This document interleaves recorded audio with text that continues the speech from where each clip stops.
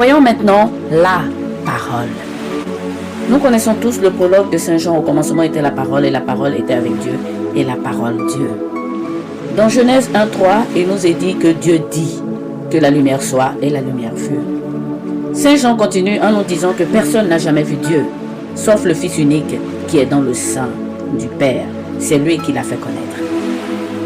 Dans Apocalypse 3:21, le Christ semble nous dire qu'il est assis avec son Père sur le même trône et que celui qui vaincra, il le ferait asseoir sur son trône à lui.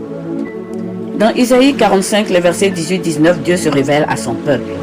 Écoute bien ce qu'il dit. « Quand j'ai parlé, je ne me cachais pas quelque part dans l'obscurité de la terre. Je n'ai pas dit aux descendants de Jacob de me chercher dans le vide. Je suis le Seigneur. » Lorsque tu parles, chaque mot qui sort de ta bouche est le Seigneur, est Dieu. Dieu est omniscient, omnipotent, omniprésent, de même que la parole qui sort de ta bouche. Invisible certes, mais présente. Omnipotent par sa puissance et omniscient également. Nous disons que Dieu est invisible, la parole également est invisible.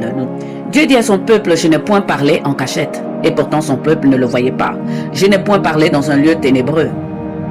Dieu te dit qu'il est la parole. Mais alors, qu'en est-il de la prière?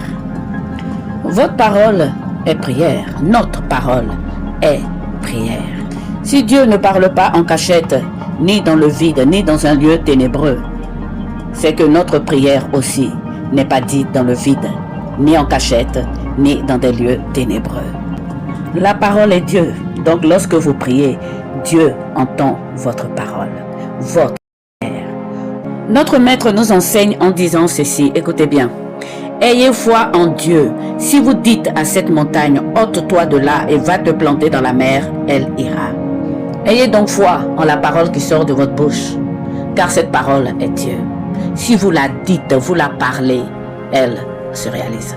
C'est pour cela que le Maître ajoute en disant tout ce que vous demanderez en priant.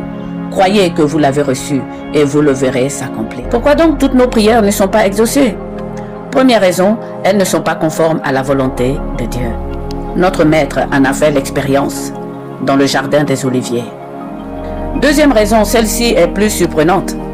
C'est que d'autres prient en ta défaveur, c'est-à-dire contre toi. Souviens-toi de Job. Il priait Dieu, mais Satan aussi priait Dieu contre lui. Mais c'est la volonté de Dieu qui est faite. Continuons donc à prier